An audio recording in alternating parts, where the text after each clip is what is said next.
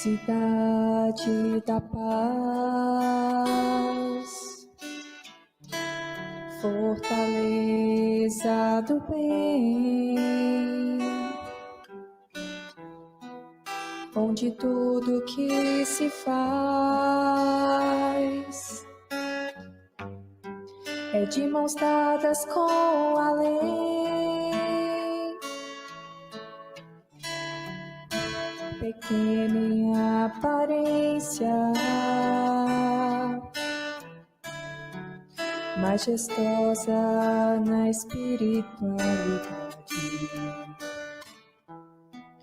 nos traz paz e consciência, o encontro com a verdade.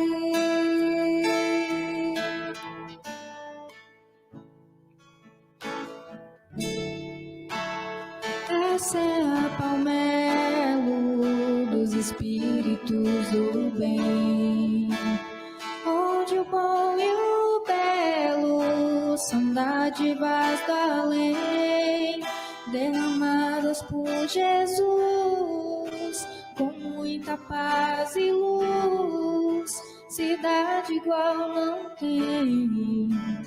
Essa é a Palmelo dos espíritos do bem, onde o bom e o belo são dádivas da lei, derramadas por Jesus, com muita paz e luz, cidade igual não tem.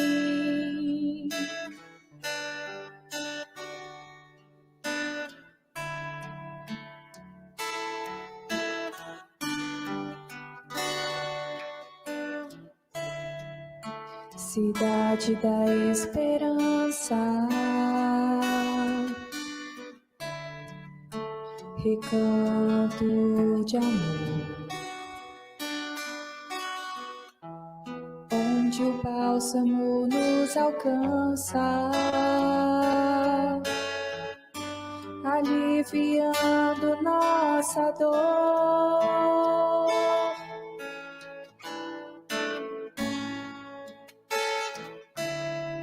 São momentos de carinho do próprio Criador, que nunca abandona, nem o mais longínquo viajou.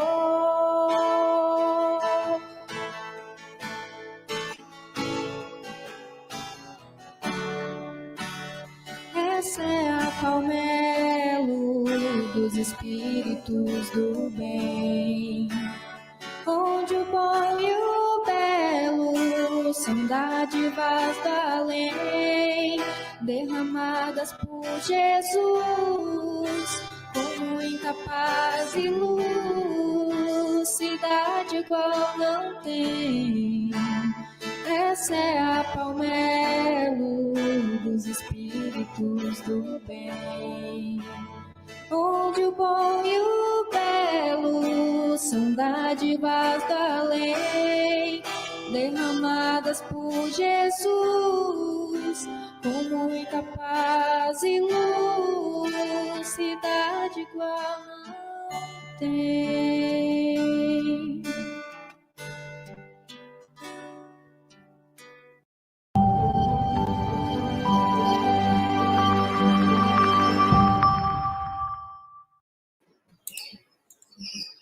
Boa tarde, pessoal. Sejam bem-vindos ao Centro Espírita Luz da Verdade.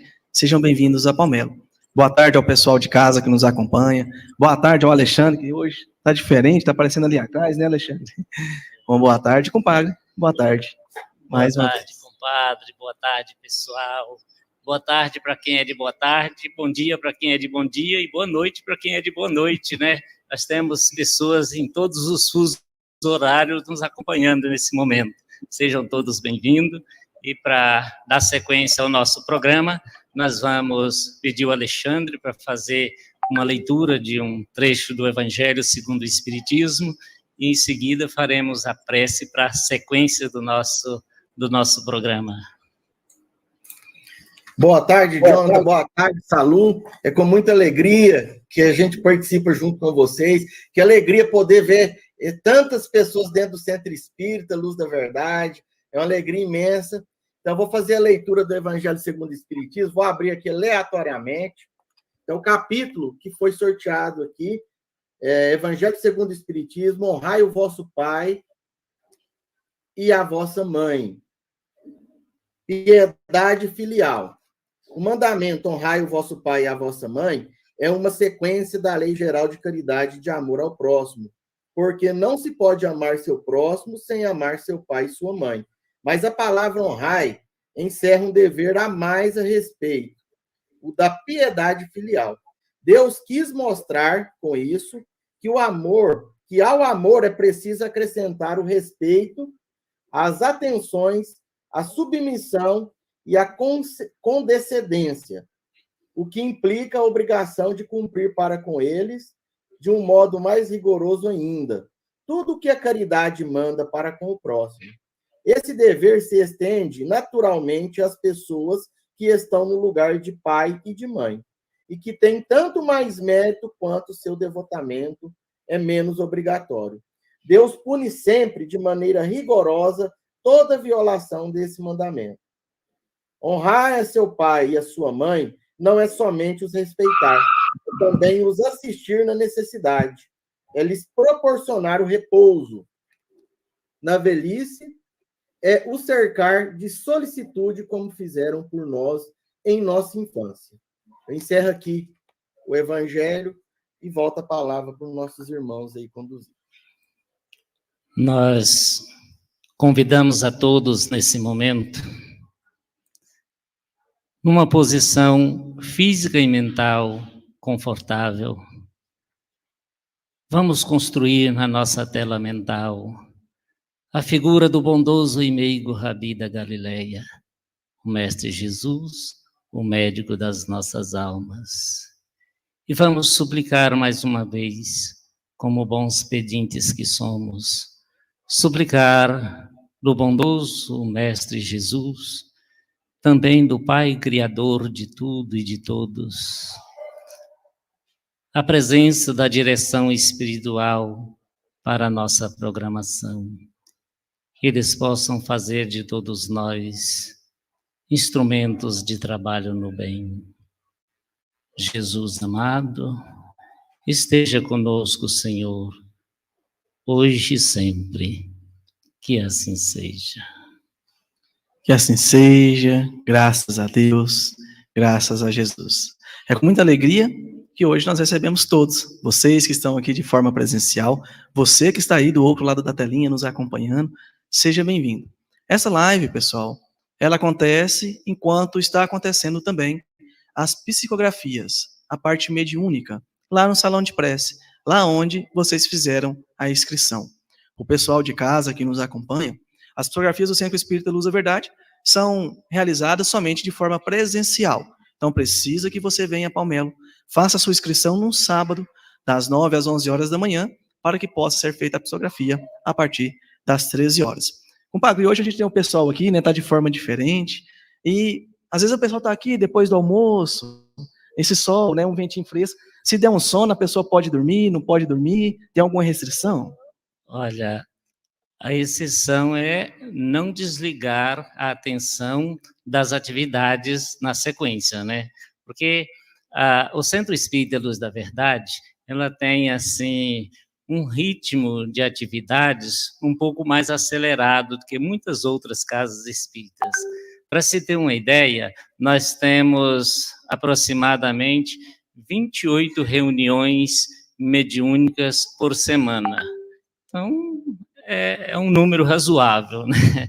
E hoje não é diferente. Olha, nós já estamos numa reunião mediúnica que teve início na inscrição do pedido de vocês às 9 da manhã, teve sequência até às 11, e num intervalozinho, aqui nós retornamos, enquanto os médiuns estão lá no salão fazendo o trabalho mediúnico para a recepção dos recadinhos que vocês pediram, das informações.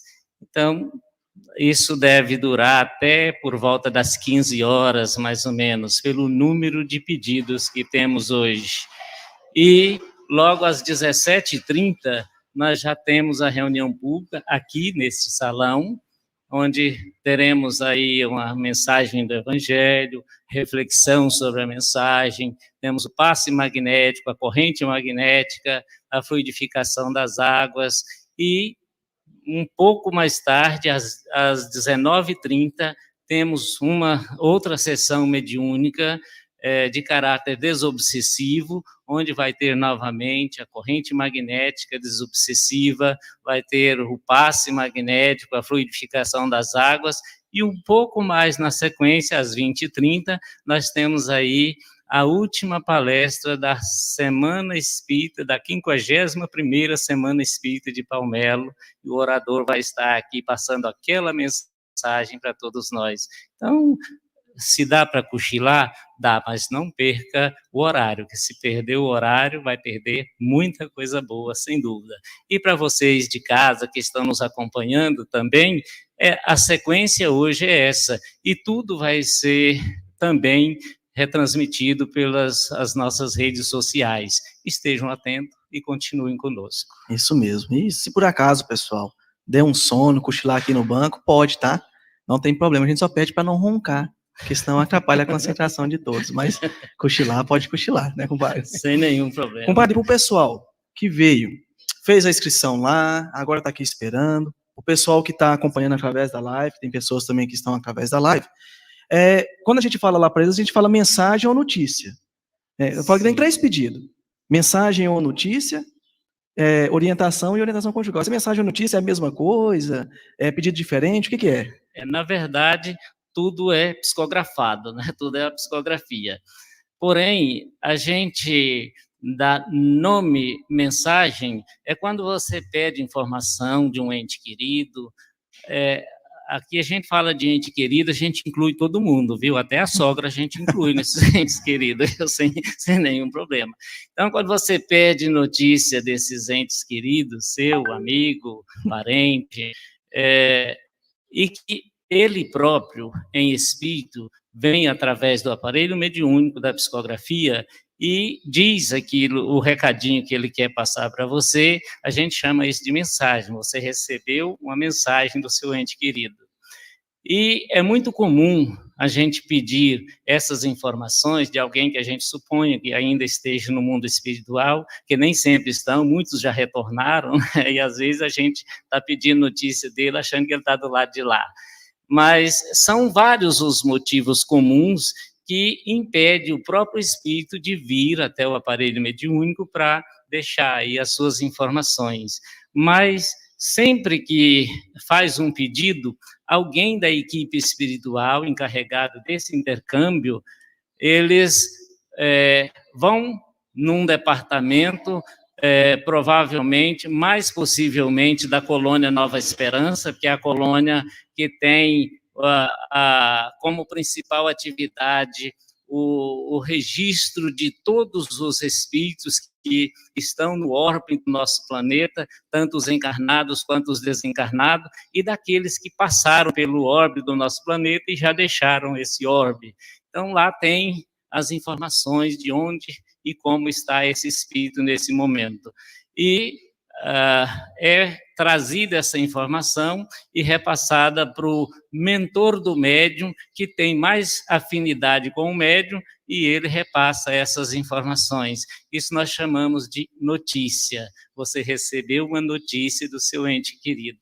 E as informações sobre esses motivos pelos quais o espírito não pôde comparecer, elas são as mais variadas e as mais comuns.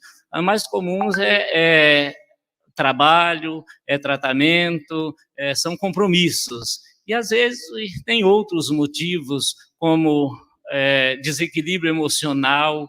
É possível, a gente já teve aí oportunidades que tivemos aí a notícia de uma mãe que a filha havia pedido notícia dela, ou seja, informação dela, e ela, no momento, ela não veio dar essa notícia, porque era numa data em que, se ela tivesse aqui ainda encarnada, seria o aniversário dela. E no aniversário sempre era aquela confraternização familiar, e ela se sentiu assim, muito emotiva com essa data. E ela disse, olha, eu não vou aí para chorar, eu vou aí para alegria. E como eu estou emocionalmente abalada nesse momento, eu mando notícias, né? Então, são vários os motivos, os fatores pelos quais os espíritos, às vezes, não podem vir até aqui para deixar aí as suas informações. Mas sempre que um espírito não pode vir, ou por algum motivo ele não queira vir, normalmente tem esses assessores que fazem esse trabalho de trazer essas informações que nós chamamos de notícia.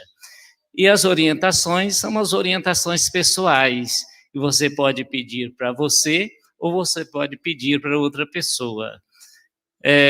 Quando é que uma pessoa pede para outra, e um exemplo claro disso é mãe pedir orientação para o filho, né? Porque mãe é mãe. Talvez ela está precisando mais de orientação do que o filho, mas ela prefere pedir uma orientação para o filho, que o filho receba aí algo que possa orientá-lo melhor do que ela própria. E, nesse caso, nós, quando vamos registrar um pedido desse, nós só podemos registrar um pedido de cada vez. Eu posso fazer dezenas de pedidos, mas apenas um por dia, né? Cada sábado eu posso fazer um pedido. Se eu optar por fazer um pedido por alguém, o meu pedido tem que ser adiado na próxima oportunidade eu fazer o meu pedido. Aí você pode pedir orientação. E os itens que sugere de orientações são vários, né, compadre? Sim, né? São 6 itens que podem abranger as nossas dificuldades. Geral, profissional, familiar, saúde, mediúnico e afetivo. Compadre, o pessoal vai pedir a orientação. Aí vamos supor que eu vou lá pedir uma orientação profissional. Os espíritos vão me falar onde eu vou trabalhar, quanto que eu vou receber, que jeito que vai ser, vai dar a fórmula do bolo, a fórmula mágica ou não? Como que funciona? Eu até gostaria, viu? Porque tem enfrentado algumas dificuldades, tem hora que a gente fica meio perdido nessa questão. Mas a verdade é que os espíritos que nos querem bem e que têm todo o respeito pelo nosso livre-arbítrio, eles podem nos fazer muito, mas não vai ditar normas para nós seguirmos. Nós temos que ter o bom senso de procurando nas informações como é que nós vamos encaixar numa sequência de pensamentos e atitudes que a gente possa se conduzir melhor. Essa fórmula mágica, ela não existe para ninguém, a não ser que você mesmo vai se formulando magicamente tudo isso daí, porque cada um tem uma cabeça e é portador do livre-arbítrio. Os espíritos, eles trazem, assim, muitas informações para nós relacionadas aos nossos descuidos na nossa conduta, principalmente sobre a prece. É muito comum o espírito perguntar, quando você pede uma orientação, o espírito pergunta para você: quantas vezes você faz uma prece do coração por dia, por ano, por mês? E, às vezes, esse é o fator principal que estava faltando na nossa conduta para a gente harmonizar com a gente mesmo, para a gente tomar esse caminho nas melhores escolhas. É muito comum o espírito perguntar para a gente qual a atividade assistencial da prática do bem, desenvolvendo o amor ao próximo, que você vinculou a ela. E, às vezes, a gente leva até um susto. Nossa, eu nunca pensei nisso, né? E esse talvez seja um fator fundamental para o nosso bom direcionamento e para a gente até aprender a disciplinar a nossa conduta com relação à responsabilidade, a compromissos. Eu me lembro que nós fomos fazer uma prova para um vestibular, para um curso na Universidade Estadual de Goiás, e lá tinha uma pergunta seguinte: você tem vínculos com alguma atividade assistencial voluntária? E eu me lembro que essa pergunta, ela foi exatamente uma pesquisa entre aqueles que iam prestar esse vestibular. Apenas 1,5% responderam sim. O resto ninguém não tinha esse vínculo com uma atividade assistencial voluntária. E todos aqueles que tiveram esse sim receberam um acréscimo na nota, só pelo compromisso de responsabilidade que ele tinha voluntariamente. Isso significa que, se nós temos esses compromissos, nós temos maior capacidade também de arcar com os compromissos profissionais. Porque se você já faz isso voluntariamente, imagina recebendo, né? Então, a gente desenvolve essa capacidade. Então, os Espíritos vêm sempre nos trazendo esses questionamentos, e são pequenos detalhes que, se a gente prestar atenção, são pequenos detalhes que fazem grandes diferenças na nossa vida. É comum nós pedirmos uma orientação familiar, porque nós temos dificuldade de relacionamento com alguns familiares, e os Espíritos sempre fazem uma pergunta para a gente: o que você faz no dia a dia para amenizar os atritos de comportamento do seu familiar? E aí, quando a gente faz uma recapitulação no nosso comportamento, o nosso comportamento geralmente é de agravar esses atritos, nunca de amenizar, na grande maioria das vezes. Então, quando a gente quer a solução para um problema, os Espíritos já traz logo a resposta que a solução está em nós. A maior parte das soluções estão em nós, não estão nos outros. Quando a gente quer solução para os outros, a gente tem que ver se já fizemos de tudo. Muitas vezes nós pedimos orientação profissional, onde que eu posso encontrar um emprego e tudo mais. Os Espíritos dizem: o que você está fazendo para se preparar para a primeira oportunidade valiosa que lhe apresentar? Você está preparando de que forma? Você está estudando, está vinculado a um compromisso onde você aprende a honrar os seus compromissos e assim por diante. E, às vezes, nós estamos querendo uma oportunidade do outro lado do mundo, esquecendo daquela oportunidade que está na nossa porta, que está ali. Mas a gente fala: não, mas esse serviço eu não queria um serviço mais importante. Toda atividade que nós exercemos com responsabilidade, com respeito ao trabalho, ela está nos capacitando para oportunidades melhores. Então, os Espíritos vêm sempre nos chamando a atenção nos pequenos pontos. Eles não vêm dar receita para a gente, vai nos sugerir situações em que nós mesmos podemos desenvolver a capacidade de resolver os nossos problemas. Então, não espere uma receita pronta. O Espírito não vai dizer para você que dia, que hora, quando e como você vai resolver suas situações. Ele vai te chamar a atenção para você se preparar da melhor forma possível, se capacitando cada vez mais para enfrentar essas dificuldades e seguir o seu caminho, sem dúvida. Isso mesmo, né? Então, por isso, pessoal, que às vezes a gente pede uma carta do José e na carta vem assinado Maria.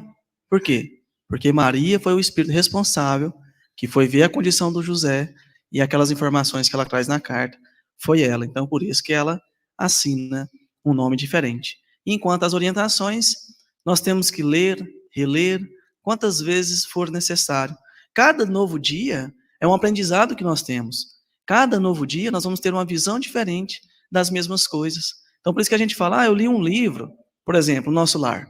Eu li o livro Nosso Lar 10 vezes. E cada vez que eu leio, eu vejo algo diferente, porque a nossa percepção, né, o nosso conhecimento tem alguma coisa de diferente do que o dia anterior. Então, por isso que é importante a gente guardar, ler e reler essas orientações que chegam até nós. Compadre, então, a gente falando aqui, falou das notícias, das orientações. Agora uma pergunta, principalmente para o pessoal de casa. Por que não faz a distância?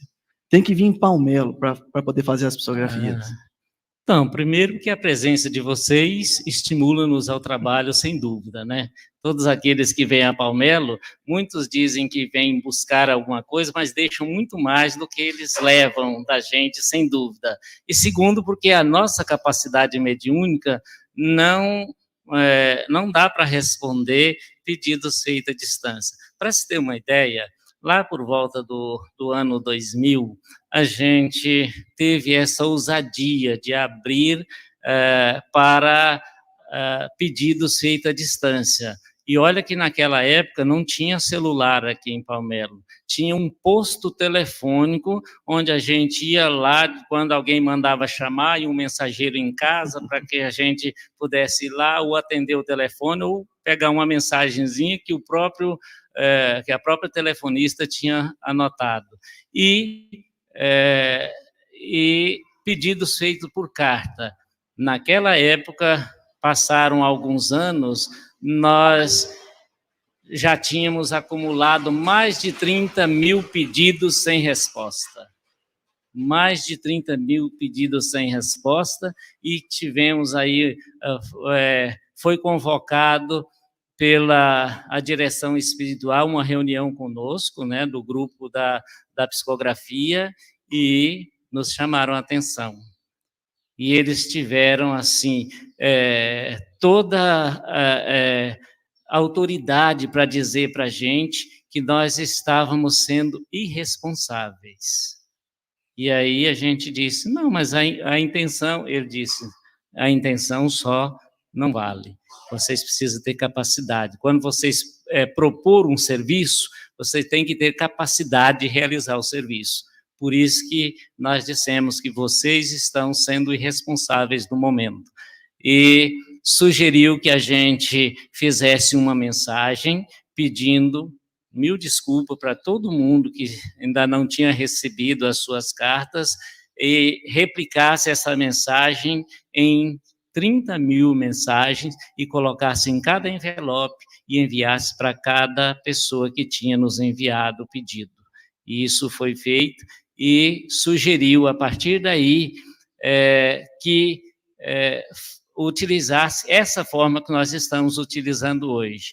E, naquela época, além de ter, da gente possibilitar o pedido à distância, a gente ainda disse que você poderia mandar quantos pedidos você quisesse. Tinha pessoas que mandavam 10, 12, 15 pedidos numa carta só. E aí, a irresponsabilidade, que ponto que nós chegamos, né, de ser tão irresponsáveis assim. E os espíritos sugeriram, olha, nós precisamos colocar um limitador na capacidade, para a capacidade de vocês. Nós vamos sugerir que, a partir de agora, vocês vão trabalhar com a psicografia, com um pedido presencial, a pessoa precisa vir aqui a Palmelo para fazer o seu pedido, para registrar o seu pedido, e cada pessoa só pode registrar um pedido por dia. Ele vem nesse sábado, registra um, ele pode fazer 10 pedidos, mas registra um nesse sábado, outro no outro, outro no outro. E isso já faz mais de 10 anos que a gente está nesse ritmo, e até hoje ainda não acumulou muita coisa. Pode ser que hoje os médiuns que estão lá sejam insuficientes para atender todos os pedidos de hoje, mas na segunda ou na terça-feira, os que não forem respondidos hoje, na segunda ou na terça-feira, eles reúnem e vão responder esses pedidos, para quando chegar no sábado, já não ter mais nenhum acúmulo de pedidos aqui. E é por isso que, quando vocês registram um pedido ali, é pedido o endereço completo.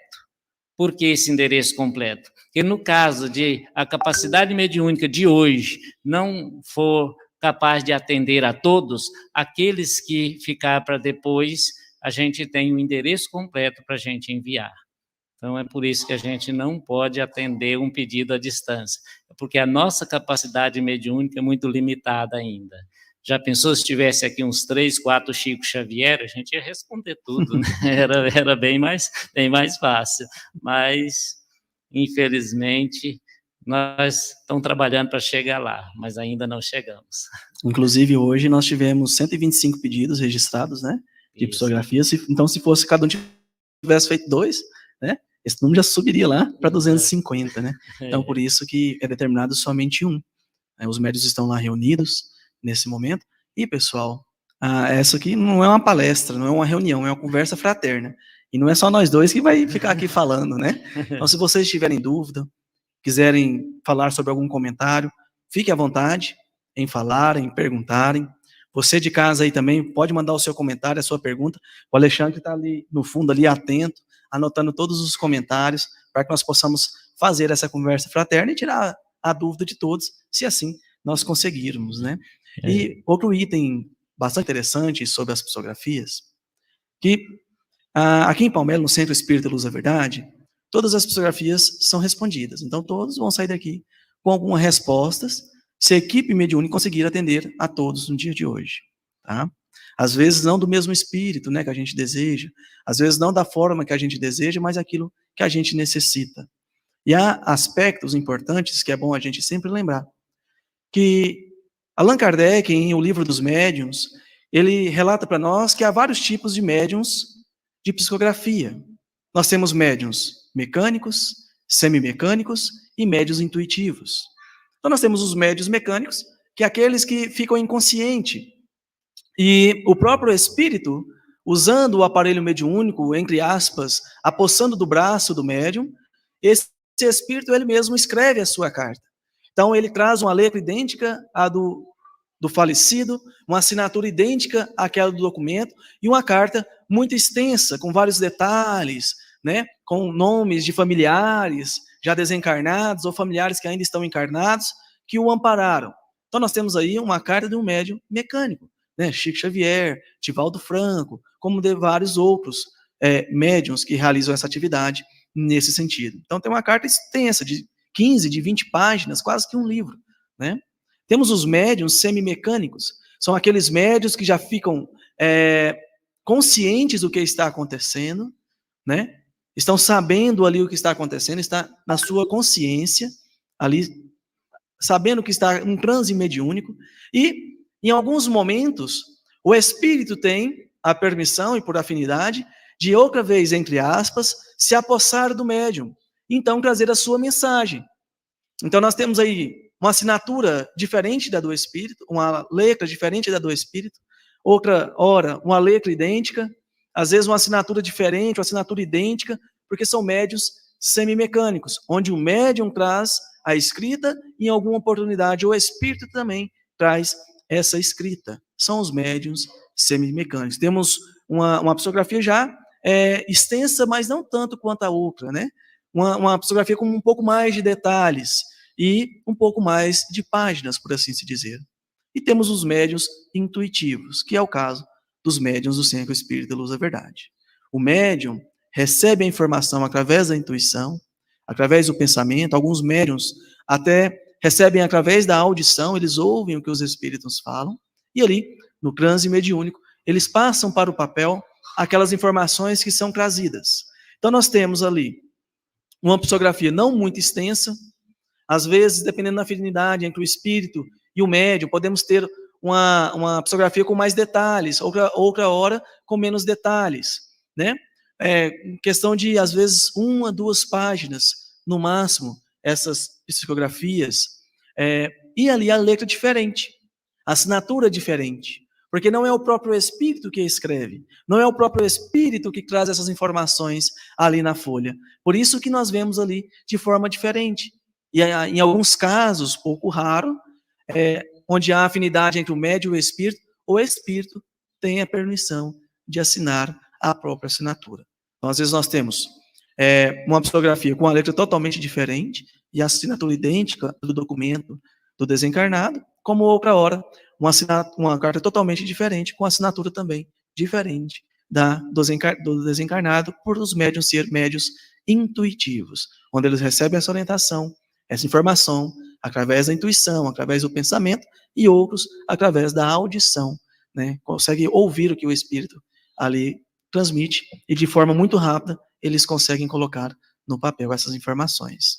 E às vezes, o médium, ao transcrever essa mensagem, essa informação, tem alguns momentos que ele mesmo precisa traduzir para o seu entendimento aquilo que o Espírito disse, aquilo que ele conseguiu captar do Espírito, porque nem sempre consegue captar todo o conteúdo na íntegra, e por isso que às vezes as pessoas falam, não, mas meu pai, minha mãe não tinha essa linguagem, ele não falava assim. Às vezes ele não falava mesmo, mas quando ele traz a mensagem que o médium vai captar, ele capta a mensagem, mas ele tem que traduzir para ele escrever, porque às vezes tem palavras que o médium fica em dúvida, não sabe se é aquilo mesmo, se não é. Então, naturalmente, quando nós ouvimos algo, de forma automática, a gente já traduz para o nosso conhecimento. Então, por isso que às vezes há algumas diferenças da linguagem, porque são mensagens captadas intuitivamente, né? Isso mesmo. Sem dúvida. E Alexandre, você está caladinho aí, meu amigo? Você tem algum comentário, alguma pergunta para trazer para a gente? Jonathan, eu estou colocando, conforme você e o Saluva aí dizendo aí, eu estou colocando boa tarde, o comentário do pessoal que está na live, se encontra agora conectados conosco, 114 dispositivos, o pessoal está acompanhando aí de casa, e tem alguns comentários já, o pessoal está interagindo bastante. Vou colocar aqui, teve perguntas que vocês já responderam, mas eu vou colocar aqui para a pessoa, a Fátima Mus perguntou quantas psicografias foram feitas hoje, foram pedidas hoje? 125 pedidos. Então, está respondido para a Fátima. Tem mais perguntas aqui. A Deusa Guiar. Boa tarde, Alexandre. Alexandre, a minha filha desencarnou há 2 meses. Eu sonho quase todos os dias com ela. É normal? Na maioria dos sonhos, estou sempre alimentando. Isso é mais do que normal, né? Sem nenhum problema. E parabéns para ela que consegue registrar no seu cérebro físico aquilo que ela, alguns momentos e situações que ela vivencia durante o sono físico, né? Não quer dizer que seja exatamente da forma em que ela consegue registrar, porque muitas vezes nós vivemos uma situação fora do corpo físico, mas quando a gente retorna para o corpo físico, o cérebro, se ele tem conhecimento daquela situação, naturalmente traduz na íntegra, mas se o cérebro não tem conhecimento, aí não tem esse registro daquela situação, ele vai traduzir pelo conhecimento que tem. E esse exemplo a gente sempre fala com base naquilo que André Luiz relata nos seus livros, né? Tem vários livros do André Luiz e que eu misturo os títulos, mas o conteúdo a gente tem mais ou menos a noção.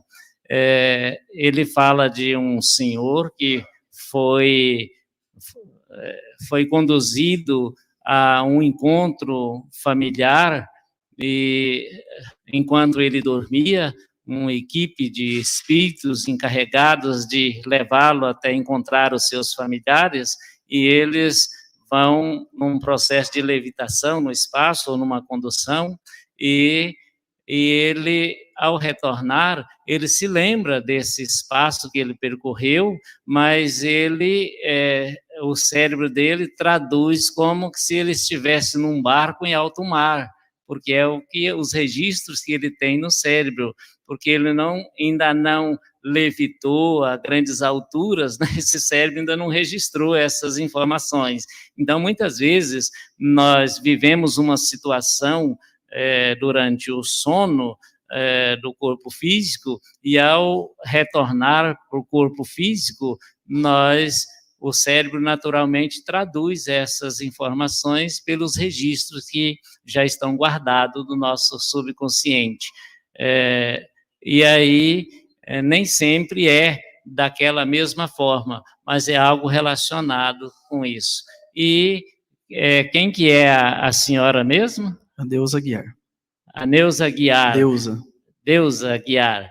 Olha, sonhar com entes queridos que já desencarnaram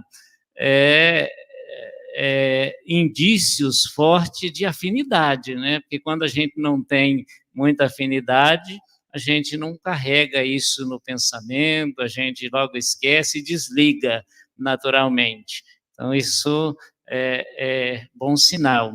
E essa questão da alimentação, talvez não seja uma alimentação física, né? Seja uma alimentação espiritual, a gente se nutrindo dessa troca de energias, mas como o cérebro ainda não tem isso aí muito claramente, traduz para estar sempre em alimentação. Mas a gente nunca pode dizer é isso ou não é isso. Nós temos, assim, uma vaga noção daquilo que pode ser durante os nossos sonhos, que é uma frequente do espírito, que o espírito raramente dorme, né? Quem dorme mesmo é o corpo, para recuperar as energias físicas. Pessoal, alguém tem alguma dúvida? Quer perguntar alguma coisa? Sim?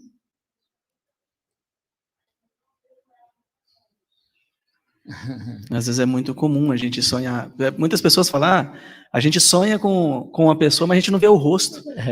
Repete a pergunta aí para o pessoal de casa saber o que a Gabriela perguntou. A Gabriela perguntou que ela sonha com o ente querido dela também, mas às vezes ela não vê o ente querido. Não é isso, Gabriela? Então, às vezes é muito comum a gente sonhar e não ver o rosto, né? Meu pai fala, nossa, a gente quando sonha com gente morta, não vê o rosto da pessoa, não. Vê o corpo, sabe o que é, mas não consegue ver o rosto, né? Mas é como o compadre diz, a gente às vezes não tem essa capacidade de captar. E às vezes outra pessoa fala assim, olha, eu não sonho com meu ente querido, eu não sonho com nada, será que eu não tenho merecimento? Às vezes a gente sonha, a gente só não tem a permissão de lembrar. Né? Mas o não sonhar, por exemplo, eu quando deito, desliga lá o interruptor, e quando tá na hora de acordar, liga o interruptor. Tá tudo ok, meu sonho é tudo preto. Não é porque sonha, é porque não lembra, não tem a permissão de lembrar. Então não é porque a gente não sonha, não tem o merecimento de sonhar com um ente querido. Às vezes a gente não é permitido lembrar aquilo que a gente passou, ou a gente não consegue assimilar aquelas informações que chegaram até nós através do sonho. Mas o que é importante nesses casos? Quando a gente sonha, seja o ente querido, no momento tranquilo, ou no momento desequilibrado, que às vezes é muito comum a gente também sonhar com os entes queridos em momentos desequilibrados, a prece. A prece em favor desse ente querido. O amor, o sentimento de amor. Porque quando um ente querido desencarna, quando um ente querido morre, não acaba. O espírito é eterno. E nós podemos continuar amando-o normalmente. Ele vai receber todo esse fluido onde quer que ele esteja. Toda essa vibração onde quer que ele esteja. Ele vai receber o nosso amor. E esse amor vai auxiliar nas suas necessidades. Tanto que quando nós também lembramos de momentos infelizes, transmitindo raiva, ainda bem que o fulano morreu. Graças a Deus que foi, melhor ele do que eu. Ele recebe esse fluido. Nós prejudicamos a estadia desse espírito no plano espiritual. Nós acabamos atrapalhando o desenvolver dele, porque ele vai receber esses fluidos que é levado até ele. Então, o que a gente gosta sempre de dizer?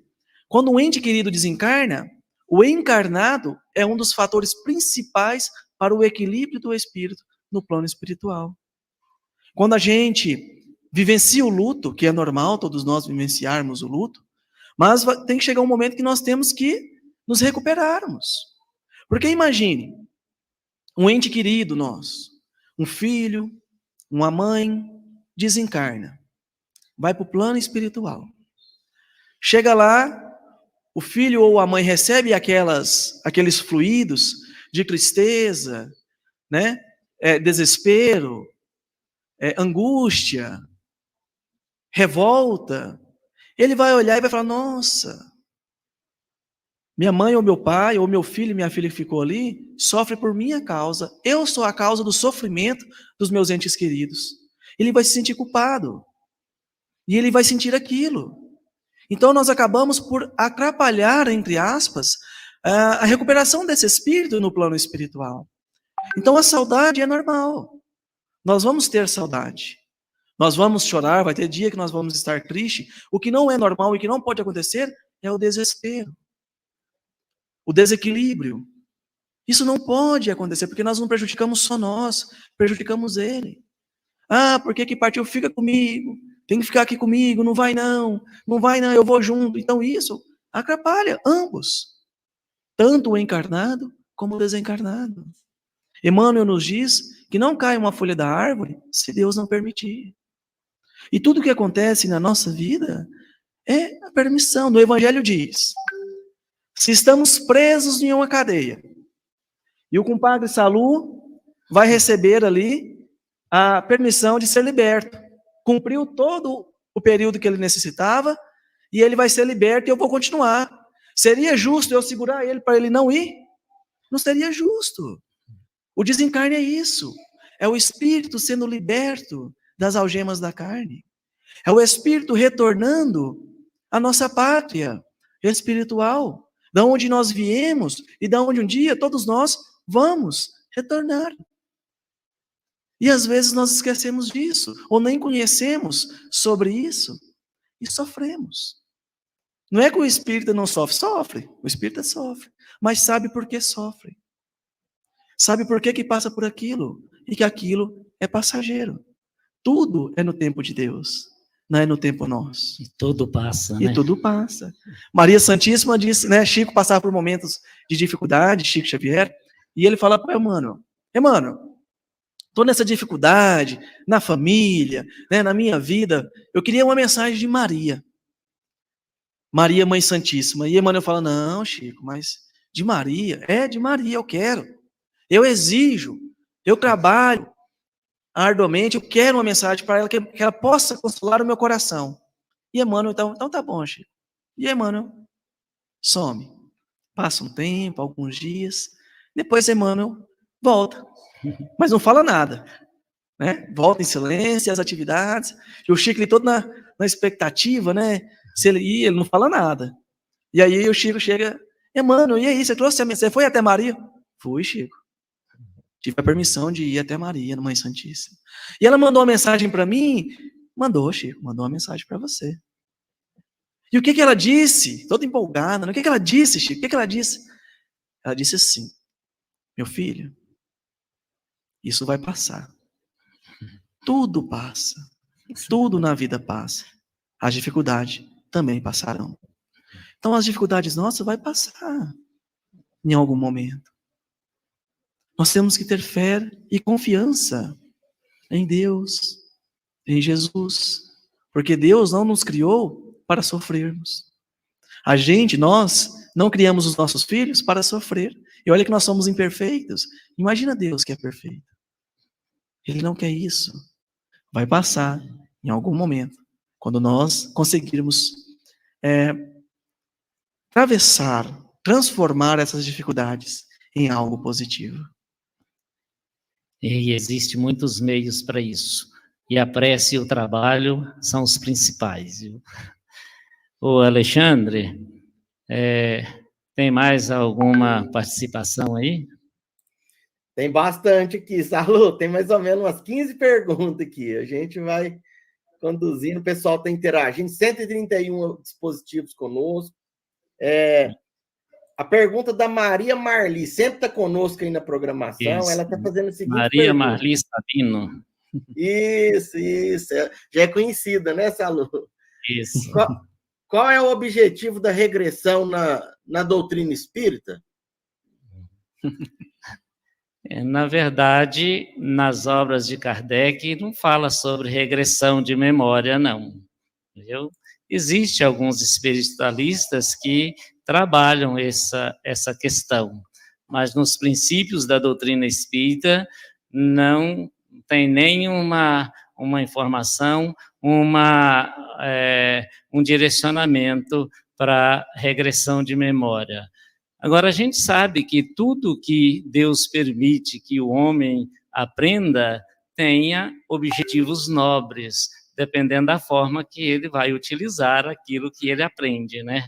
Então, a gente acredita que se alguém conseguiu aprender essa técnica da regressão de memória e faz isso com responsabilidade, passando pelos 3 crivos, né, da bondade, da utilidade e da verdade, eu acho que não vai ter maiores problemas. Mas a doutrina espírita em si, ela não nos conduz a trabalhar com a regressão de memória, não.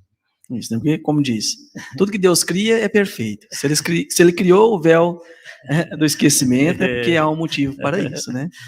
A gente parte desse princípio. Porém, a gente sabe que o próprio Cristo não disse tudo, né? Algo seria acrescentado e está sendo acrescentado sempre. Então, cabe a nós estudarmos, conhecermos e utilizar daquilo que for melhor para todos, né? Sem dúvida. E o Haroldo disse que se a gente prestar atenção na nossa vida, no dia a dia, a gente vai saber o que foi na vida passada, porque a gente traz as mesmas coisas do que na vida passada. Pessoal, alguém aqui presente tem alguma dúvida, algum comentário, queira falar? Não precisa ter vergonha não, pessoal. Pode ficar à vontade. Então, passa o pessoal de casa, Alexandre. O pessoal aqui está tímido. Nada, o pessoal aqui está expert em tudo, viu? Sabe tudo já. Então, a Maria Eduarda Barros: como posso saber se minha filha, que desencarnou há 5 anos, já reencarnou? Mas se ela pedir uma notícia dela, normalmente os espíritos, se ela tiver reencarnado, a informação que vem, olha, a sua filha já está no novo programa reencarnatório, provavelmente no meio familiar, porque a família, segundo André Luiz, é a maior e melhor oficina de reparação do ser humano. Então, provavelmente no meio familiar. Isso também não quer dizer que só no meio familiar que nós reencarnamos, mas os espíritos sempre falam, provavelmente no meio familiar. Isso. Muito bem, obrigado, Maria Eduarda, por estar aqui conosco. O Juliano Panza, que é amigo nosso aí também, sempre nas lives. Boa tarde, amigos. Minha pergunta: podemos nós lembrarmos de forma gradual em sonhos das nossas reencarnações anteriores, no sentido de ter algum proveito para a nossa evolução? Tem muitos encarnados que, às vezes, lembra, não é só de forma gradual, não, lembra, assim, com muita intensidade mesmo. Nós tivemos um exemplo aqui de uma criança de 6, 8 anos, no dia de finados, ele foi passear com a avó, passear não, para ele era um passeio, né, mas foi ao cemitério local, e ele apontou para a avó, aonde ele tinha sido, o corpo anterior dele tinha sido enterrado. E ele citou o nome, tudo, e diz, olha, e naquela época, vó, eu não gostava muito de você, não, viu? E identificou, e é uma pessoa que a avó conheceu, assim, foi pessoas do nosso convívio aqui na nossa comunidade. Então, tem pessoas que lembram muito mesmo. Agora, nem todos sabem lidar muito bem com essa situação, né? E isso precisa ser tratado assim com muito carinho, com muito respeito por parte dos familiares de pessoas que têm essas recordações mais claras, né? Isso não pode ser tratado a brincar de forma nenhuma, que às vezes a pessoa pode entrar em grande transtorno com relação a isso. Mas com relação a tirar proveito, naturalmente, nós devemos sempre estar atento para aproveitar melhor essa encarnação, né? Que é muito comum a gente estar num programa reencarnatório para saldar débitos anteriores. E se a gente vive esse momento reencarnatório a brincar, normalmente nós vamos faltar com os nossos débitos, né? Então, deve tirar realmente os melhores proveitos, principalmente se tomou conhecimento de algo equivocado que ele realizou no passado. Então, isso não deve repetir. E se ele tem lembrança de algo bom, ele deve aperfeiçoar isso aí cada vez mais. Porque se Deus permite, é porque ele tem o merecimento e tem a capacidade de trabalhar isso aí para melhorar cada vez mais, sem dúvida. Em todo mundo, né? Hoje tem estudos científicos, né? Sobre crianças, sobre pessoas que lembram da vida passada e comprovam a vida passada. Então, há estudos nisso. A gente pode tanto perceber em desdobramento, né, em sono, quanto também já teve caso de gente estar acordada, sentada, e um colega meu olhou pela janela e foi lá, não sei o que era, e viu, né? Eu também tenho muita curiosidade de regressão, queria saber o que eu era, o que eu fazia, porque se eu saber eu posso ser melhor e tudo, né? E aí, em pouco tempo, eu tive um sonho onde eu pude presenciar alguns momentos, creio eu que de uma vida passada minha, onde eu era um padre ou um bispo num povoado e fui assassinado pelo exército, né? Então, eu tive essa oportunidade. Eu acho que era eu, porque o tiro foi, nossa senhora, né? Foi bem real no meu corpo enquanto eu estava deitado. Então, eu creio que era, e aí eu não via a pessoa, né? Aí eu fui conversar com um colega nosso, um médium, né? E ele falou assim, mas você não viu o rosto do seu pai? Oh, será que não era seu pai? Ele falou. Então, às vezes nem sempre a regressão vai nos trazer algo edificante. Muito fato de pessoas que fazem regressão sempre lembram dos momentos mais aterrorizantes, principalmente quando elas desencarnaram. Alexandre, fica de olho na hora aí, porque o compadre tem os compromissos dele. Não, hoje, por estar com esse presente maravilhoso aqui, dessa plateia presente, nós vamos estender uns 20 minutos a mais, viu? Então, bom. Pessoal, querem perguntar? Querem fazer algum comentário? Não? Tá bom. Sim? Pode?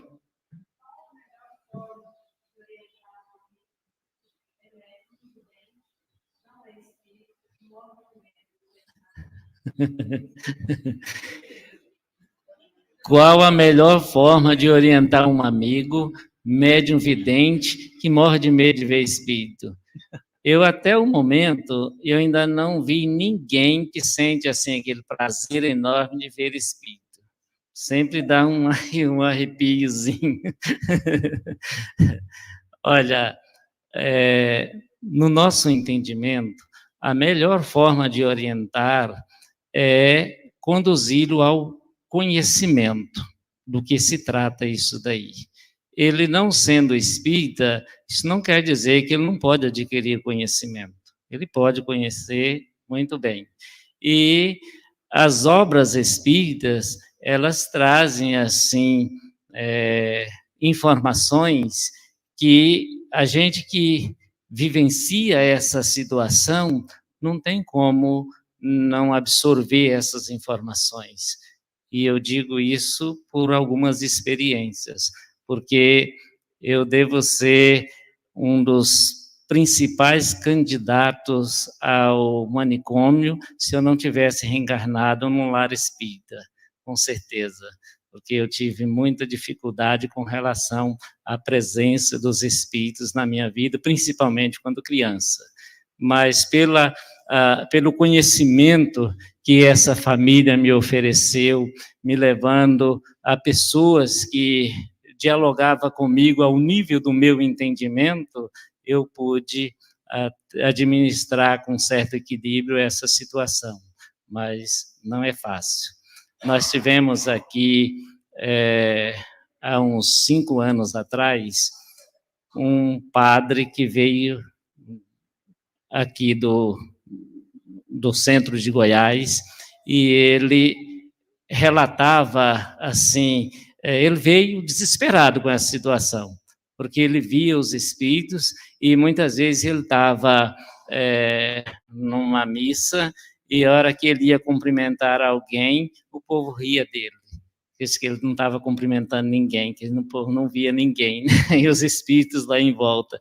E ele chegou aqui e E quando ele nos perguntou, o que eu faço com essa situação? A gente disse para ele, olha, toma conhecimento do que se trata, que nós não conseguimos administrar uma situação que nós não temos conhecimento dela.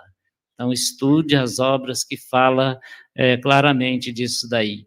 2 anos depois, ele disse, mandou um recado para a gente aqui, eu sou um padre médium com uma capacidade mediúnica que eu não tinha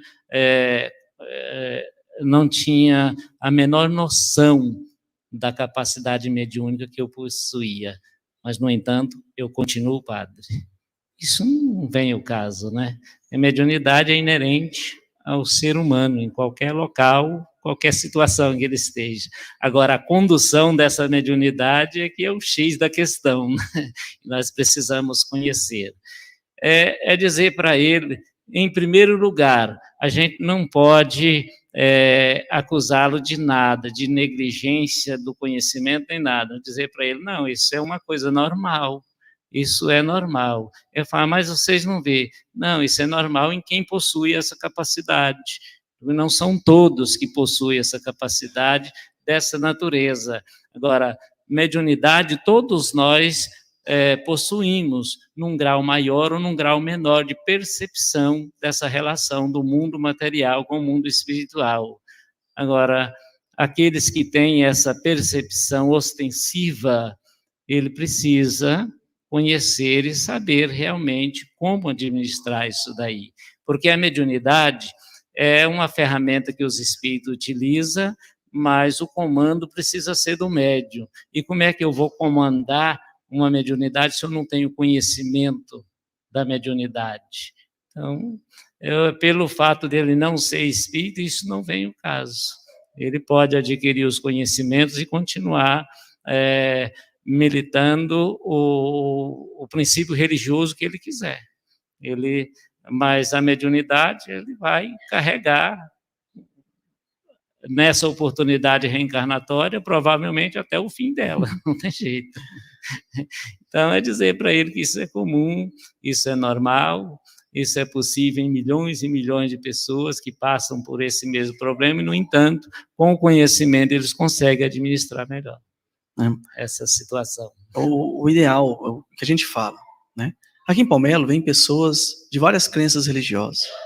E o intuito do Centro Espírita Luz da Verdade não é que vocês se tornem espíritas. Não.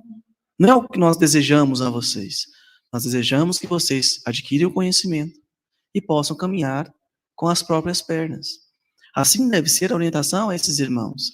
Conversar, né, poder esclarecer, lá, apresentando as ideias, sem forçá-lo, você tem que ir no Centro Espírita. Você tem, por exemplo, eu tenho um amigo, eu trabalho numa empresa na cidade vizinha, e a gente tem vários amigos. E eu tenho um amigo que não é espírita, é católico, e ele é vidente. Ele vê os espíritos com frequência. E aí um dia nós estávamos lá conversando e tudo, aí conversa vai, conversa vem, ele adquiriu, a gente trocou os números, né, ele tinha entrado lá há pouco tempo, e aí ele viu alguma coisa minha aqui do centro, que eu tinha publicado. No dia eu cheguei lá e falei, isso é espírita? Se fosse um tempo atrás eu falava que não, eu tinha vergonha de falar que era espírita, né, quando eu era mais novo. Então, você é espírita? Eu sou. Nossa, graças a Deus. Porque vocês mexem com os espíritos, não é? Eu falei, não mexe não, mas... Porque, não, é por causa que eu vejo, e todo mundo acha que eu sou doido. E eu vejo os espíritos, eu vejo, lá no meu quarto tem 3 homens pretos lá, tem uma mulher preta lá e tudo. E foi conversando, e a gente ia conversando, né, e ele começou a entender. Eu sempre convidei ele aqui, ele nunca veio, né? Mas eu sempre convidei ele aqui a vir, e ele não, eu vou. Então, vícios com bebida, vício com drogas, tudo isso. Sempre me liga, né, em desespero, nossa, John, e às vezes eu acho que alterado, num estado alterado também. John, estou aqui no meu quarto, eles estão tudo aqui, está conversando, e está fazendo isso, o que eu faço, pelo amor de Deus? Eles vão acabar me deixando doido. E eu falo, não, calma aí, eu vou te mandar um vídeo aqui. Aí manda o passe virtual. Aí eu falo, agora faz uma prece, né, vai sintonizar. Nossa, John, aí ele manda o áudio, ou liga, né, nossa, John, os espíritos chegou aqui agora, uns de luz, está limpando, tá limpando aqui o quarto. Então, o ideal é conversar mesmo, uma amizade normal, igual a gente está conversando aqui, sem querer forçá-lo a entender, porque nós temos que entender, pessoal, que cada um tem um livre-arbítrio, e nós devemos respeitar a opinião do outro. Se o outro não quer ouvir, é o direito dele. O dever nosso é tentar fazer com que ele entenda. Se ele não quer, paciência, ele vai ter o tempo dele, ele vai ter o momento dele. Né? Por exemplo, a minha esposa, de uma família totalmente católica.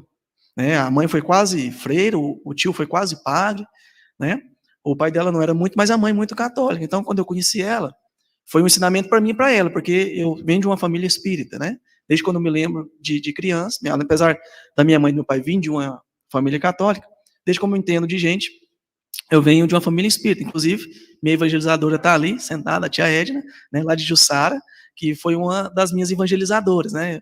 Minha mãe me batia para ir na evangelização, né? Então, aí, eu vim para Urutaí, estudar no Instituto Federal, conheci minha esposa de uma família católica. Eu tinha preconceito contra os católicos, não gostava de jeito nenhum de católico, de missa decorada e tudo, e eles não conheciam o espiritismo. Então, ficou sendo eu, o macumbeiro da família dela, e ficou sendo eles uma coisa, que eu não era afim. E aí, como eu estava ali, eu ia indo nos seminários, junto com ela, ia nos seminários, né, participava das missas e tudo, e aquilo foi tirando aquele preconceito que eu tinha dela, né, da Igreja Católica. Então, tirou aquele preconceito, porque a gente tem preconceito quando a gente não entende, quando a gente não compreende o outro. Por isso que a gente tem o preconceito, é a falta de conhecimento. Que do momento que a gente conhece, mesmo que a gente não concorde, a gente respeita. Aí não é preconceito, já é conceito formado, né? Então aí foi trazendo isso. E ela passou por um estado quase de loucura, questão mediúnica, não via no centro, até que um tempo dela ela veio, recebeu a desobsessão, viu com os próprios olhos, sentiu com a própria pele o alívio, e no laço foi vindo, né? No laço foi vindo, e hoje é uma espírita, né? É uma médium desta casa, e às vezes ela pensa, nossa, Jonathan, eu fui criado na família, eu não sabia se eu estava seguindo Deus certo ou Deus errado. Então isso dentro dela tinha isso, né? Tanto é que ela fala assim, olha, eu me tornei espírita o dia que minha filha desencarnou, porque eu não sofri como eu sofri quando meu pai e meu irmão morreu. Eu vi a importância do espiritismo o dia que a Júlia desencarnou, que foi a nossa filha. Sim. Aí hoje ela diz que é espírita. Mas olha, já trabalhei com a mediunidade uns 2 anos, para depois passar por isso. Então cada um tem o seu tempo. A gente tem que estar ali com a mão estendida, para segurar, para ajudar. Mas cada um no tempo dele. Você me fez lembrar de uma historinha interessante. Com essa divergência sua com catolicismo e espiritismo, mas você acabou casando com ela, né? Eu tinha um amigo que ele era assim, meio contra casamento. Aí quando alguém dizia para ele, eu me casei, ele dizia, contra quem que você casou? Era o catolicismo contra o espiritismo. Tornou aí. Hoje a gente tem 2 filhos, um casal encarnado e a Júlia desencarnada. Inclusive, é porque eu compadre graças à Júlia. Isso é muito bom. Alguém tem mais alguma pergunta, pessoal? Algum comentário? Não? Sim?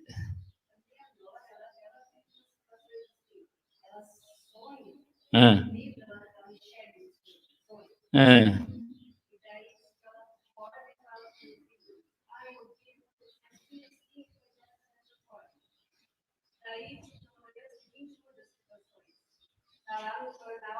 que aconteceu?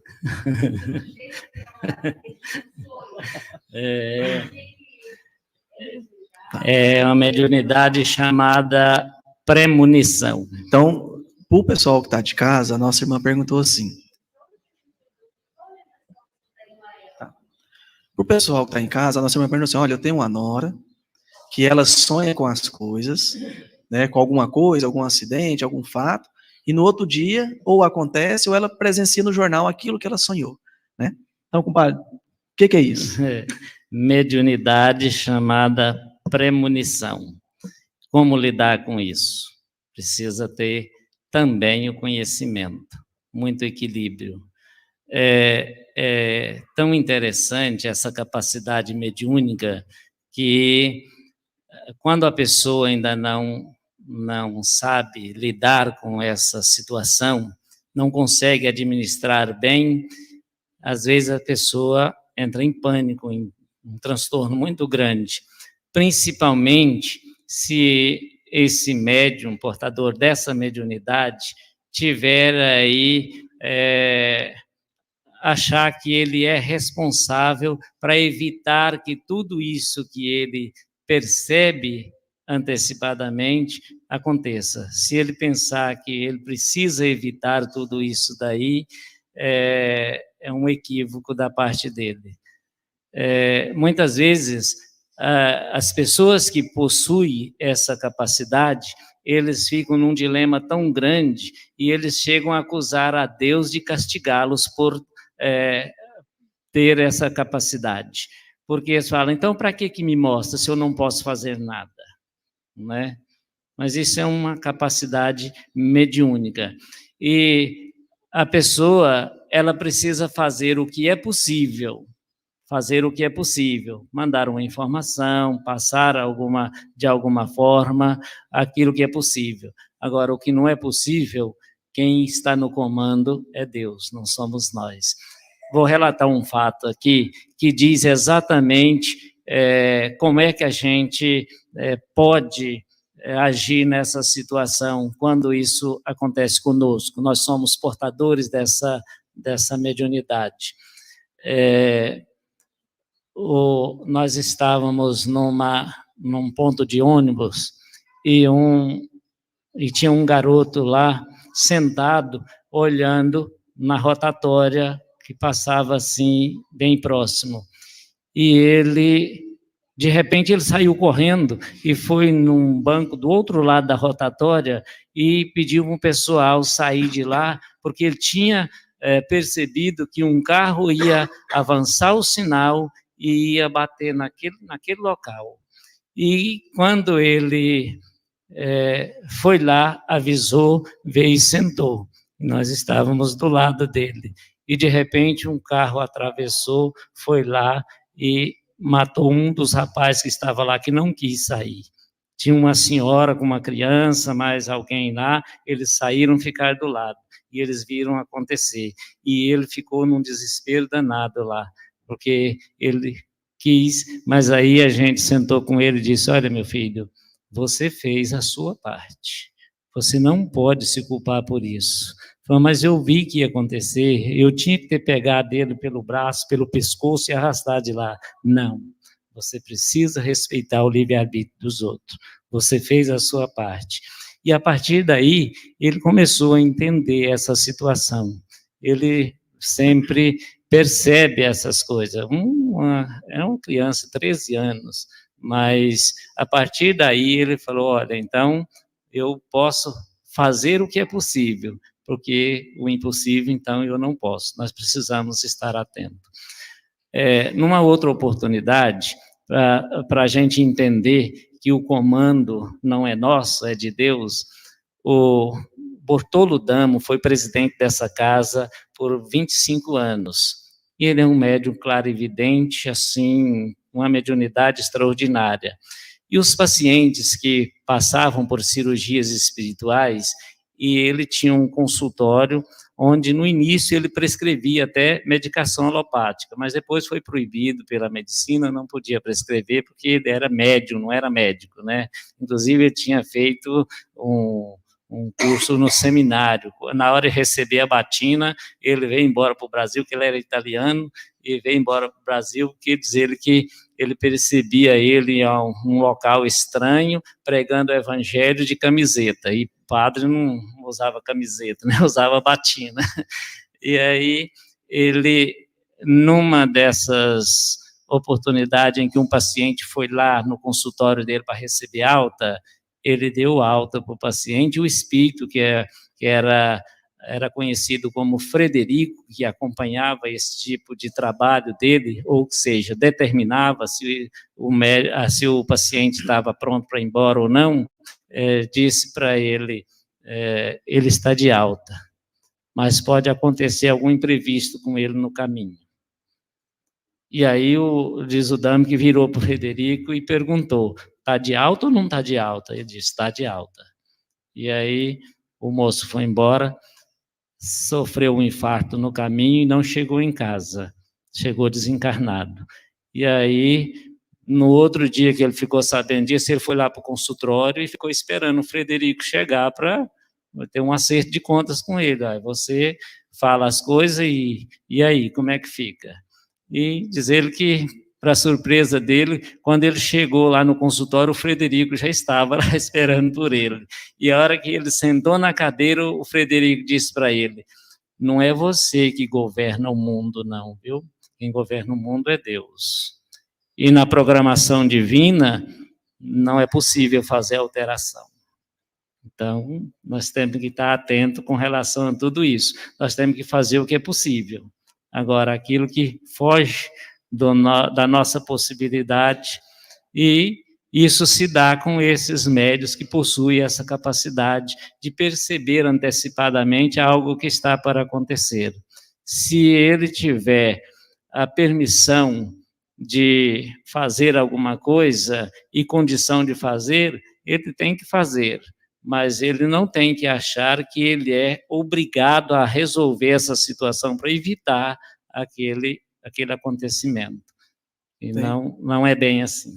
Tem alguns casos também, né, que em Palmelo, vou citar 2 casos, Palmelo é gostoso por causa disso, você aprende na teoria e vivencia na prática também, né? E aí, com a mediunidade de premonição que o compadre diz, também tem a mediunidade de desdobramento, que às vezes a pessoa percebe ou vai até onde aconteceu alguma coisa e depois relata, né? Por exemplo, quem é aqui do estado de Goiás deve lembrar uma vez, uma reportagem, se eu não me engano, foi em Goiânia, Aparecida de Goiânia, que o menininho saiu de casa, alguém pegou o menininho, estrupou, matou e jogou na mata, em algum local lá. E ficou repercutindo por vários dias esse noticiário, né? E a minha esposa acompanhou, a Yolanda acompanhou esse noticiário e ficava com pena do menininho, lembrando. Um dia ela sonhou, ela dormiu, sonhou que foi até lá no local, ela e algumas outras pessoas que ela não sabe quem é, andou pela mata e encontrou o menininho lá morto. Ela falou: nossa, de onde eu sonhei, que foi na mata, no caminho assim, e encontrou o menino lá morto. 2 dias depois, na reportagem, mostra o caminho que ela percorreu, onde encontrou o corpo da criança. Eu falei: por que você não ligou lá e avisou para eles, né, que estava lá? Né? Então, isso é um caso de desdobramento. E depois disso, ela parou de assistir televisão. Eu falei: eu não quero mais assistir noticiário, porque ela é muito relutante, né?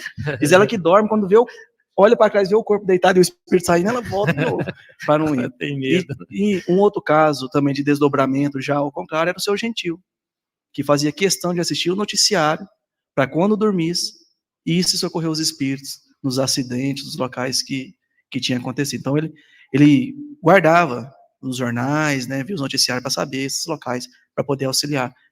O seu Gentil também foi presidente do centro por um curto período de tempo. O tipo de mediunidade dele, que era de trabalhar durante o sono do corpo físico, é chamado mediunidade onírica. E ele tinha consciência plena de tudo aquilo que ele estava fazendo. Ele ia nos locais, reunia com outros trabalhadores, executava tarefas durante o sono do corpo físico e, no momento adequado, ele voltava e retomava a vida. E era até engraçado porque os filhos e os netos tinham medo, né? Nossa, nós não pode sair não, porque meu avô vai onde é que nós está e sabe o que nós fez, né? Então eles tinham esse receio. Porque ele contava: você estava em tal lugar, assim, né? Sim? Boa tarde.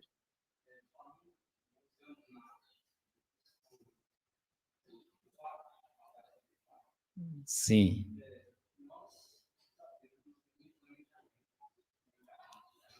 Isso.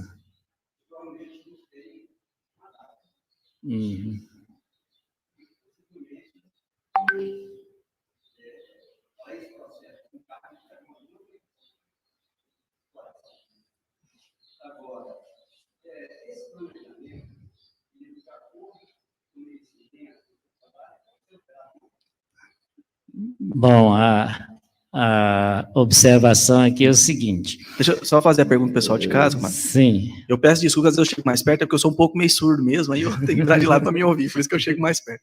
O nosso irmão aqui, pessoal, perguntou, o compadre contou aquele relato do homem que teve a alta e teve um infarto, o rapaz, né?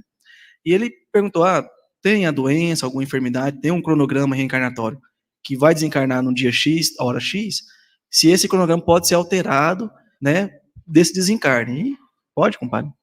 Pode, e isso pode alterar para mais e para menos. Para menos também. Pode alterar para mais e para menos. para menos quando você atropela tudo e faz aquilo que não deveria, né? Nós temos o suicídio súbito e o suicídio inconsciente, né? A gente vai gastando em excesso todo esse fluido vital que nós nos abastecemos para seguir esse programa reencarnatório. E, para mais, nós temos aqui um fato real da nossa casa espírita, que é interessantíssimo. Quem aqui já viu falar de Jerônimo Candinho? Ergue a mão aí, quem já viu falar? Olha, muita gente já viu falar de Jerônimo Candinho. Quem foi Jerônimo Candinho? Jerônimo Candinho foi um aluno de Eurípides Barçanufo, lá de Sacramento, Minas Gerais, que, quando Eurípides desencarnou, ele já tinha um direcionamento de Eurípides de uma programação a ser desenvolvida em Goiás. E ele veio para Goiás, passou por Goiandira, por Caldas Novas, até chegar na Fazenda Palmela. E ele chegou na Fazenda Palmela a convite de um grupo que já estava aqui, que já havia fundado o Centro Espírita Luz da Verdade, sob a orientação dos espíritos lá no Centro Espírita Eurípides Barçanufo, em Caldas Novas. O pessoal daqui estava meio desorientado com alguns fatos mediúnicos que estavam acontecendo aqui, foram lá em Caldas Novas, assim, rapidinho, a cavalo, 100 quilômetros a cavalo é tranquilo, né? Chegando lá... Demora nem 4 dias para chegar. Né? Chegando lá, falaram para o Jerônimo Candinho que precisava de uma orientação, né? E ele disse, bom, vocês chegaram aqui na quarta-feira e é o dia em que à noite a gente tem um trabalho de psicografia de orientação. E, por acaso, eles chegaram no dia certo, né? E receberam orientação que o que estava ocorrendo aqui era um planejamento para a fundação de um centro espírita que já se chamava Luz da Verdade. Então, eles receberam todas as informações e vieram para cá, fundaram o centro, e o centro foi registrado no dia 9 de fevereiro de 1929, e Jerônimo Candinho chegou aqui em dezembro de 1936. Ele chegou e, em 1942, ele assumiu a presidência do centro.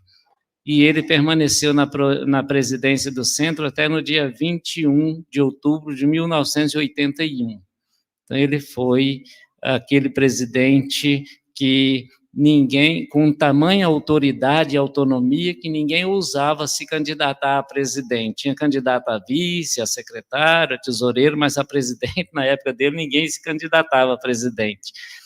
E ele desencarnou em 81, em 1960, ele passou por um transtorno de saúde física, e reuniram um grupo de médiuns aí para fazer um tratamento nele.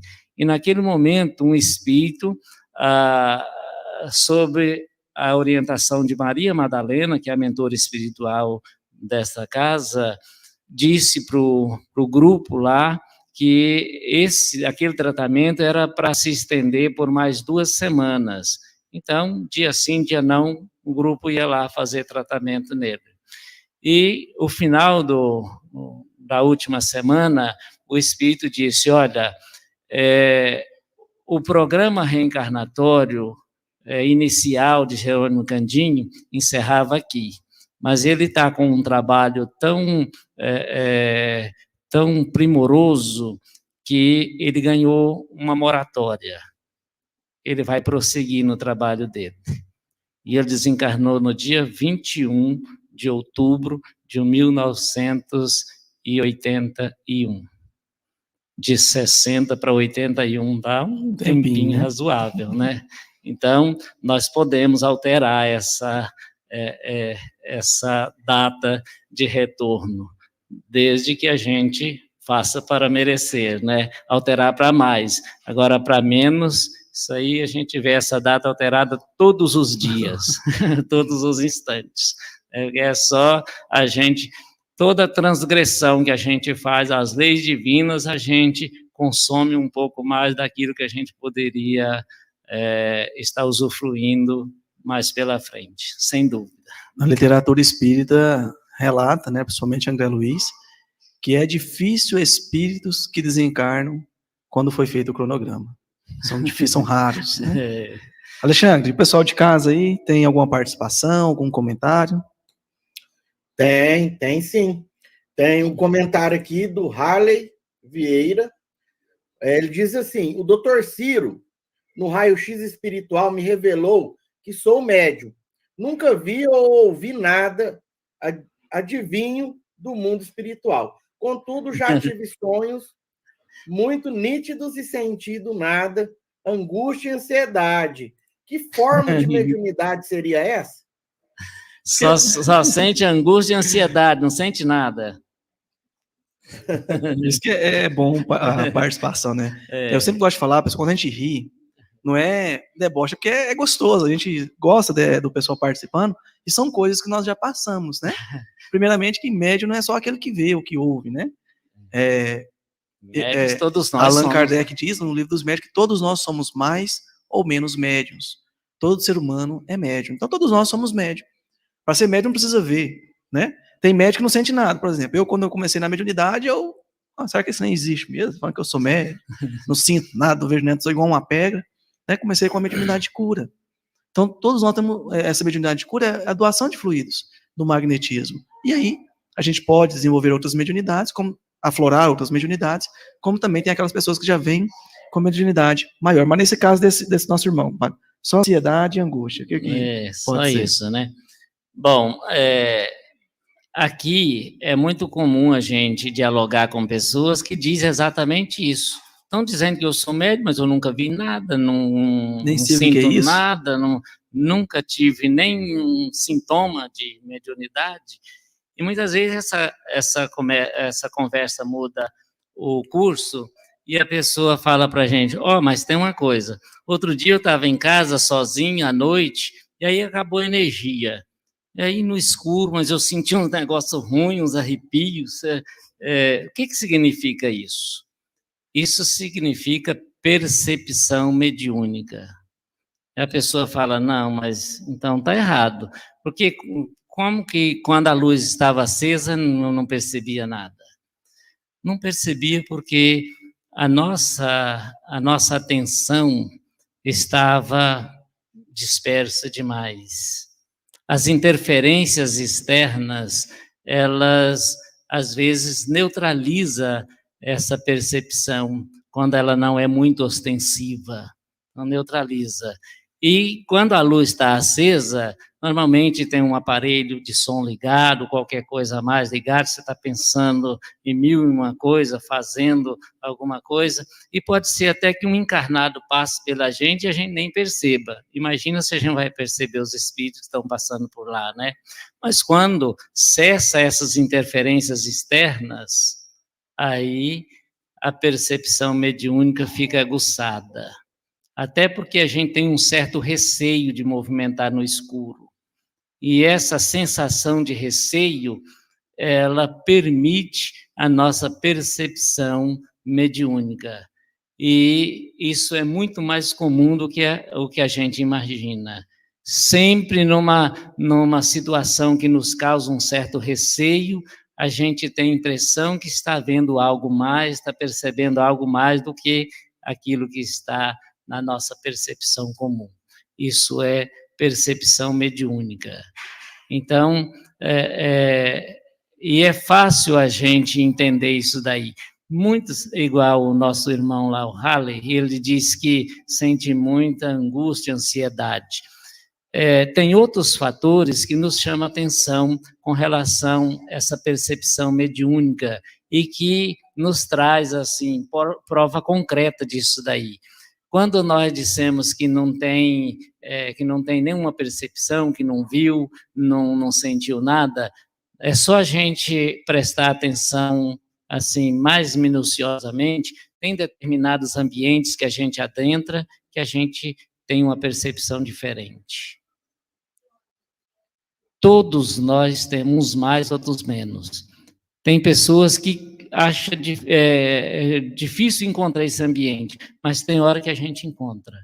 E tem hora que a simples presença de uma pessoa causa um certo incômodo na gente. A gente não sabe se é bom ou se é ruim. Isso é percepção mediúnica. Agora, isso precisa ser estudada, conhecida e, acima de tudo, ser educada. Que a educação mediúnica é que nos possibilita esse discernimento e nos conduz de forma a trabalhar mediunicamente de forma adequada. Sem o conhecimento, sem a educação mediúnica, muitas vezes a gente acha que ser médium é sofrimento, só traz transtorno para a gente, mas não é nada disso.